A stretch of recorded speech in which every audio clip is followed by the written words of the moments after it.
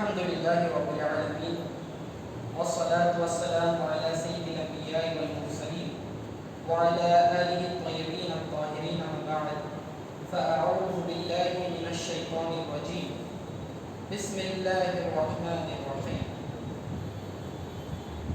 ولكل أمة جعلنا منسكا ليذكروا اسم الله على ما رزقهم من بهيمة الأنعام صدق الله مولانا۔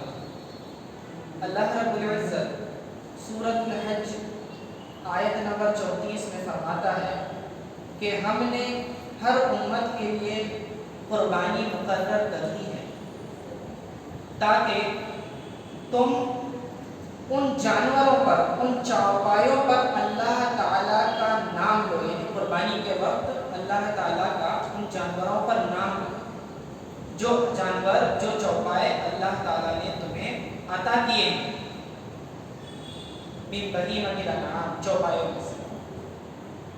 اس آیت سے یہ پتہ چلتا ہے کہ اللہ رب العزت نے پچھلی امتوں کو بھی قربانی کا حکم دیا۔ یہ قربانی ایک ایسی عبادت ہے کہ یہ کوئی نئی عبادت نہیں ہے امت محمدیہ، بلکہ قرآن کی روح سے یہ پتہ چلتا ہے کہ پچھلی امتوں میں بھی قربانی کا حکم تھا، حتیٰ کہ قرآن تو یہ کہتا ہے کہ آدم علیہ السلام سے قربانی کا سلسلہ شروع ہوا۔ قرآن میں حضرت آدم علیہ السلام کے 2 بیٹوں کا تذکرہ ہے، قابیل اور حابیل کا۔ میں مختصر بتاتا ہوں، گزر جاؤں گا، اکثر آپ لوگ کو سنتے رہتے ہیں کہ ایک لڑکی کے نکاح کو لے کر معاملہ ہوا کہ قابیل اور حابیل ایک ہی لڑکی سے نکاح کرنا چاہتے تھے۔ قابیل حق پر نہیں تھا اور حابیل حق پر تھا، لیکن یہ فیصلہ حضرت آدم علیہ السلام نے کہا کہ تم اللہ کے حضور قربانی پیش کرو، جس کی قربانی قبول ہوگی اسی کے ساتھ اس لڑکی کا نکاح کر دیا جائے گا۔ تو قابیل نے جو ہے گھٹیا قسم کا اناج، غلہ وغیرہ جو ہے قربانی کے لیے نکالا، اور حابیل نے ایک صحت مند تندرست جو ہے ایک دمبا قربانی کے لیے پیش کیا۔ قربانی کا حکم تو ہر شریعت میں رہا، لیکن طریقہ کچھ مختلف ہوا کرتا تھا۔ اس زمانے میں قبولیت قربانی کی یہ علامت تھی کہ آپ قربانی کی شے کو کسی پہاڑ پر رکھ دیں، آسمان سے ایک آگ آتی تھی اور قربانی کی چیز کو کھا لیتے، تو یہ قربانی کی قبولیت کی علامت ہوا کرتی تھی۔ حسب معمول آسمان سے آگ آئی اور اس نے حابیل کے دمبے کو لے لیا اور قابیل کی قربانی قبول نہیں ہوئی، چونکہ وہ حق پر نہیں تھا، اللہ کے یہاں یہ فیصلہ ہو چکا تھا، تو اس کو بڑا غصہ آیا اور اس نے غصے میں اپنے سگے بھائی کا قتل کر دیا۔ اس واقعے سے ہمیں پتہ چلتا ہے کہ قربانی حضرت آدم علیہ السلام کے زمانے میں بھی موجود تھی۔ اس کے بعد بڑھتے جائیں انبیاء کرام میں، خصوصاً ابراہیم علیہ السلام کی طرف، جو حضور علیہ السلام کے جد امجد ہیں، ان کی طرف آئے تو اللہ تعالیٰ نے انہیں اپنے بیٹے کی قربانی پیش کرنے کا حکم فرمایا کہ ابراہیم علیہ السلام حضرت اسماعیل علیہ السلام کو جو عرصہ دراز کے بعد اولاد پیدا ہوئی تھی، اسے اللہ تعالیٰ نے قربان کرنے کا حکم دیا۔ بیٹا بھی فرما بردار کہ اپنے آپ کو قربانی کے لیے پیش کر دیا۔ اور پھر وہ واقعہ آپ جانتے ہیں کہ حضرت ابراہیم علیہ السلام نے چھری چلانی چاہی تو چھری نہ چلی، بلکہ اسماعیل علیہ السلام کی جگہ اللہ تعالیٰ نے دمبا کو رکھ دیا اور دمبا ذبح ہو گیا۔ ٹھیک ہے، تو یہ قربانی کا تصور ابراہیم علیہ السلام کے زمانے میں بھی ہوتا ہے۔ پھر آگے بڑھتے جائیں، حضور علیہ السلام کو اللہ رب العزت نے روئے زمین کے تمام انسانوں میں، بنی آدم میں سب سے بہترین لوگوں میں پیدا کیا۔ پورے بنی آدم میں سے سب سے بہترین نسل کو اللہ تعالیٰ نے چنا، یعنی انبیاء علیہ السلام کی نسل میں، ابراہیم علیہ السلام کی نسل میں جو ہے اللہ رب العزت نے ابراہیم علیہ السلام کے بیٹے اسماعیل علیہ السلام کی نسل میں بھیجا۔ پھر اسماعیل علیہ السلام کی اولادیں ہوئی اور قبائل بنتے گئے۔ فہر بن مالک، جہاں سے قریش کا سلسلہ شروع ہوتا ہے، تو قریش کے سلسلے میں اللہ تعالیٰ نے پیدا کیا۔ پھر قریش سے ہوتے ہوئے بنو ہاشم خاندان کی طرف آتے ہیں، اور بنو ہاشم کے بیٹے جو ہیں حضرت عبد المطلب ہیں، حضور صلی اللہ علیہ وسلم کے دادا عبد المطلب۔ حضور صلی اللہ علیہ وسلم کی پیدائش سے پہلے کا زمانہ زمانہ فطرت کہلاتا ہے، اور اس زمانے میں مومن ہونے کے لیے اتنا کافی تھا کہ آپ ایک اللہ کو مانیں، ٹھیک ہے؟ تو یہ لوگ موحدین میں تھے۔ حضور صلی اللہ علیہ وسلم کے نسل میں کوئی بھی شخص آدم علیہ السلام سے لے کر حضور صلی اللہ علیہ وسلم تک آبا و اجداد میں کوئی بھی شرک اور کفر کرنے والا نہیں تھا، سب ایک اللہ کی عبادت کرنے والے تھے۔ اور حضور صلی اللہ علیہ وسلم کا ایک نور تھا جو نسل در نسل آدم علیہ السلام کی نسل میں جو ہے منتقل ہوتا رہا، اور حضرت عبد المطلب کی پیشانی میں وہ نور چمکتا تھا۔ جب وہ جوان ہوئے تو ایک مرتبہ صحن کعبہ کے پاس سو رہے تھے، جب نیند سے بیدار ہوئے وہ خوبصورت بھی تھے، حسین جبی تھے، اور زیادہ خوبصورتی بڑھ گئی ہے، سر میں تیل ہے اور آنکھوں میں سرما ہے۔ تو لوگوں سے دریافت کیا بعضوں سے کہ آخر کیا معاملہ ہے اس طرح سے، تو انہوں نے کہا کہ آپ کو نکاح کرنے کا اشارہ ہے۔ پھر انہوں نے نکاح کیا قیدہ نام کی ایک عورت سے، پھر اس کا انتقال ہوا تو بعد میں فاطمہ نام کی خاتون سے آپ نے نکاح کیا، عبد المطلب، جو حضور صلی اللہ علیہ وسلم کی دادی ہے، ٹھیک ہے، حضور صلی اللہ علیہ وسلم کی دادی ہے۔ فاطمہ کے بدن سے پھر حضرت عبد المطلب کے بیٹے پیدا ہوئے۔ وہ تفصیل کیا ہے؟ تفصیل یوں ہے کہ اس واقعے کو امام زرقانی جو ہے شرح موارد اللدنیہ میں نقل کرتے ہیں، طبقات ابن سعد میں بھی روایت موجود ہے، دلائل النبوہ للبیہقی میں بھی یہ روایتیں موجود ہیں، اس کی تفصیل آپ کو مل جائے گی۔ تو روایت میں آتا ہے کہ عبد المطلب یہ جو ہے مکہ میں قریش کے گھرانے میں رہتے تھے، اور کعبے کی دیکھ ریکھ کرنا اور سرداری ان کے پاس اصل ہے۔ اور جو زمزم کا کنواں تھا وہ بنو جرہم نے جب جلا وطن کر دیے گئے تھے تو انہوں نے زمزم کے کنویں کو بند کر کے اس کے آثار مٹا دیے، کسی کو پتہ نہیں تھا کہ زمزم کا کنواں ہے کہاں۔ انہوں نے اس کے اندر 2 سونے کے ہرن اور اپنی تلواریں وغیرہ ڈال دی اور کنویں کو جو ہے نا بالکل لیبل کر دیا، مٹا دیا، اب اس کے آثار بھی نہیں۔ عبد المطلب کا جب نکاح ہوا تو انہوں نے خواب میں دیکھا، خواب میں دیکھا کہ انہیں کوئی حاطف غیب خواب میں یہ کہہ رہا ہے، حکم دے رہا ہے، احفر طیبہ، طیبہ کو کھودو۔ جب وہ بیدار ہوئے تو سمجھا نہیں کہ طیبہ کیا چیز ہے۔ دوسرے دن پھر خواب آیا اور انہیں حکم دیا گیا خواب میں، احفر البرہ، برہ کو کھودو، لیکن پھر بھی سمجھ میں نہیں آیا کہ اشارہ کس کی طرف ہے۔ تیسرے روز پھر خواب آیا، احفر مدمونہ، کہ مدمونہ کو کھودو، پھر بھی نہیں سمجھ میں آیا۔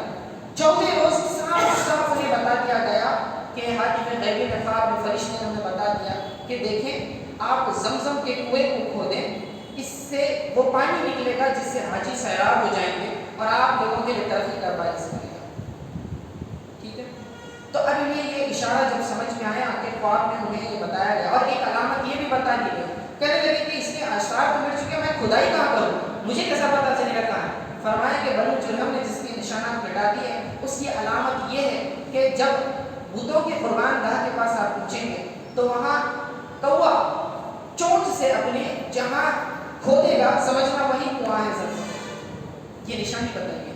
خواب سے بیدار ہوئے اور قریش کو اپنا واقعہ سنایا، لوگوں نے جھٹلا دیا کہ یہ تو ایسی ہی باتیں کر رہے ہیں، کون جو ہے 1000 من ریت اٹھائے گا، 1000 من ریت کے نیچے دبی ہوئی چیزیں ہیں، اب اس ہم کو تو صحیح علاقہ بھی نہیں معلوم، اتنی فضول محنت کون کرے۔ غرض یہ کہ لوگوں نے انکار کر دیا ان کی بات ماننے سے۔ اب حضرت عبد المطلب نے خود یہ بیڑا اٹھایا، ہمت نہیں ہاری، کہا کہ چلیں اب اس کی ذمہ داری میں خود لے لیتا ہوں۔ اس وقت ان کے ایک ہی بیٹے تھے، حارث، ٹھیک ہے، حارث، تو انہوں نے اپنے بیٹے کے ساتھ مل کر جو ہے کھدائی شروع کی، دن رات محنتوں میں لگے رہتے تھے، کھدائی کرتے تھے، ریتوں کو حضرت عبد المطلب کھودتے تھے اور ان کے بیٹے حارث جو ہے وہ ریت بھر کے پھینکتے تھے لے جا کے۔ کئی دنوں تک یہ کھدائی چلتی رہی۔ ایک دن حارث کو جو ہے اینٹیں نظر آئیں، پورے جو کنویں کی بنیاد تھی اس کی اینٹیں نظر آئیں، تو خوشی سے رہا نہ گیا اور بلند آواز سے پکار کے کہا کہ دیکھیں مجھے زمزم کے کنویں کے نشانات مل گئے۔ پھر کیا تھا، یہ بات آگ کی طرح پورے قریش میں پھیل گئی.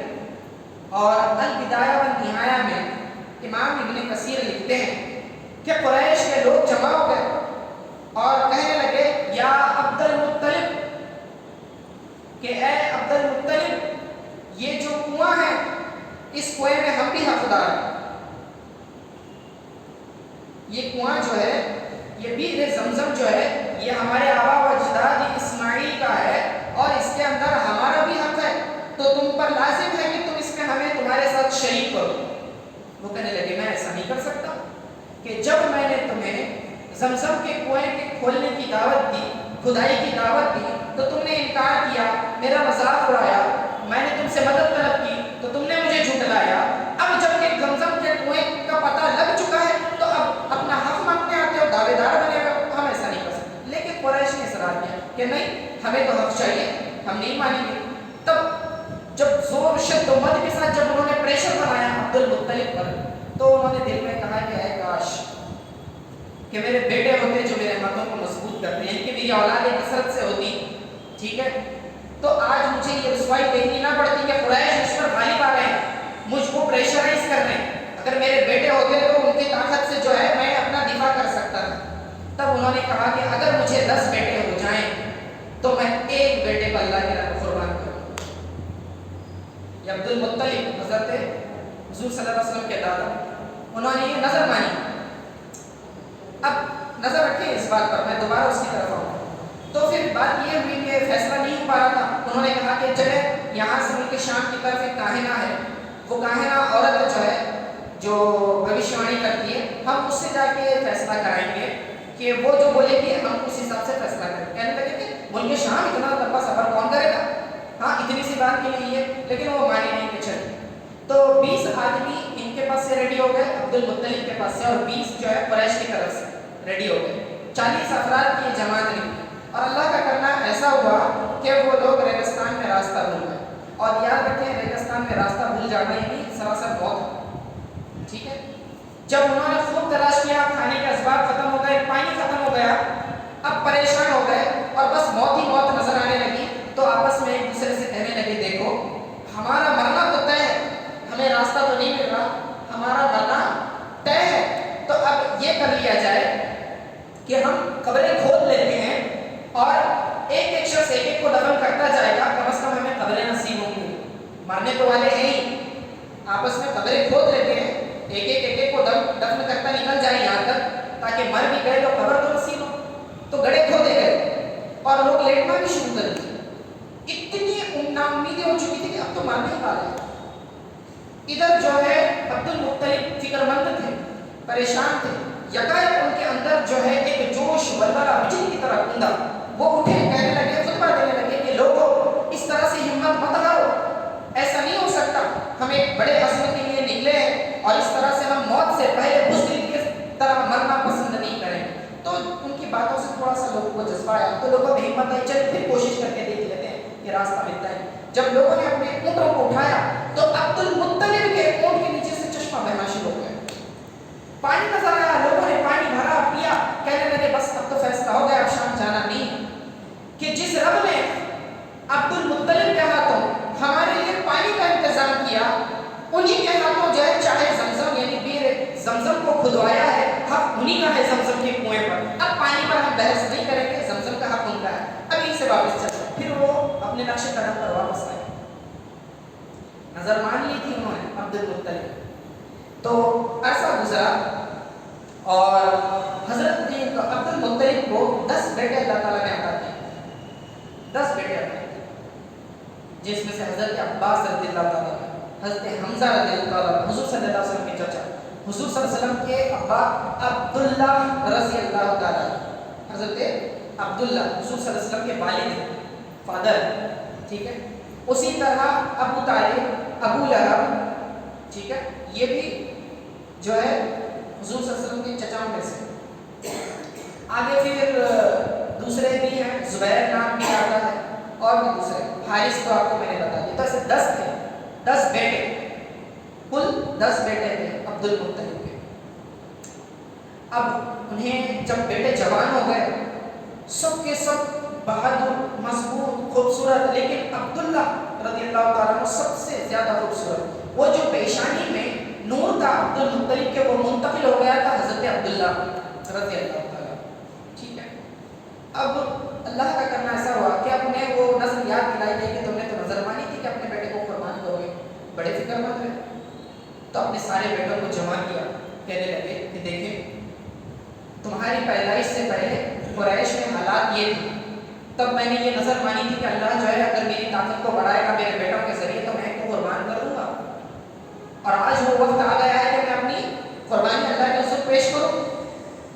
تو بیٹے فرما بردار تھے تو کسی نے بھی انکار نہیں کیا، کہا کہ ٹھیک ہے ہم تیار ہیں، آپ جس کو بھی قربان کرنا چاہیں. تو چاہے کہ قرآن اندازی ہوگی، یعنی چٹیاں ڈالی جائیں گی، جس کے نام کی چٹی نکلے گی اس کو قربان کیا جائے گا.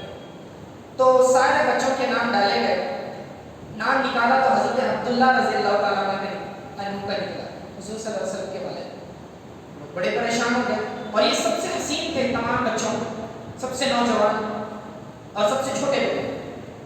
تو پھر قرآن اندازی کی گئی، دوبارہ چڑیوں سے نام نکل گیا، پھر حضرت عبداللہ کا نام نکلا. تیسری بار کیا گیا، تینوں بار جو ہے ان کا ہی نام نکلا. اب کیا تھا، اب فیصلہ کو تو ہوتا ہے کہ یہ انکار نہیں کر سکتے تھے. تو اپنے بیٹے عبداللہ سے کہا کہ اب قربان ہونے کا وقت آ گیا ہے. ایک وقت تھا کہ حضرت ابراہیم علیہ السلام نے اپنے بیٹے اسماعیل کی قربانی پیش کی، آج میرے امتحان کا وقت ہے کہ مجھے بھی قربانی پیش کرنی.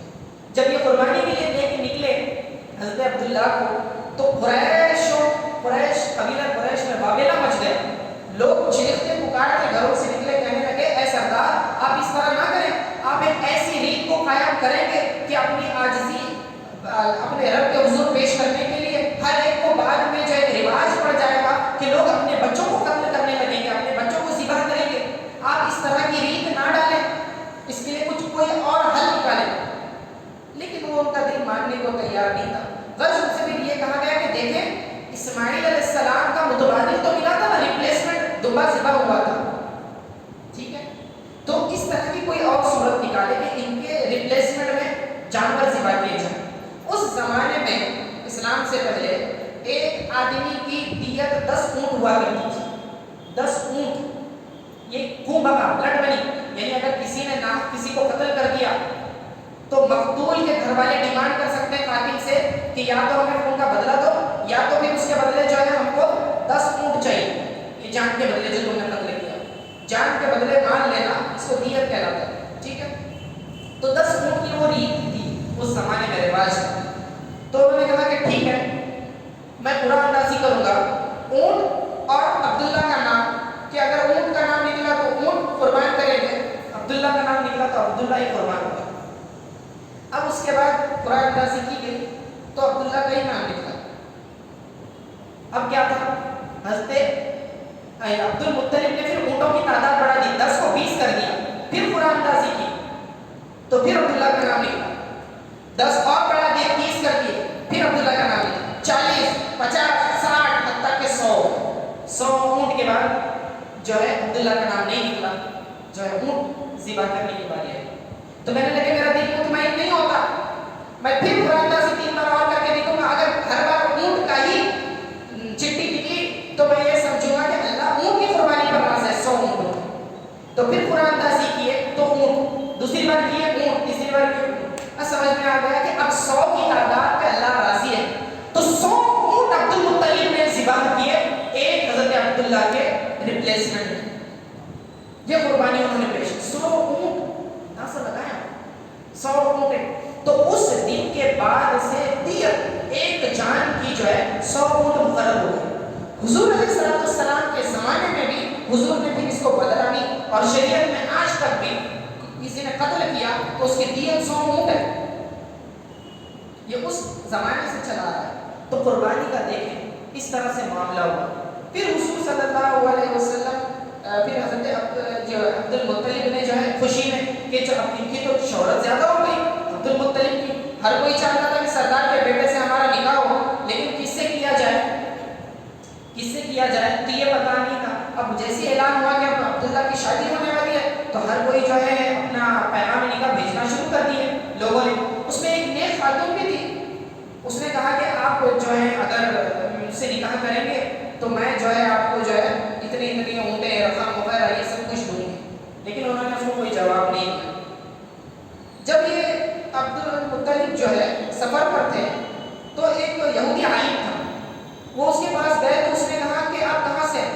قریش سے، تو فوراً چونک کر کے بیٹھا، قریش میں کہاں سے؟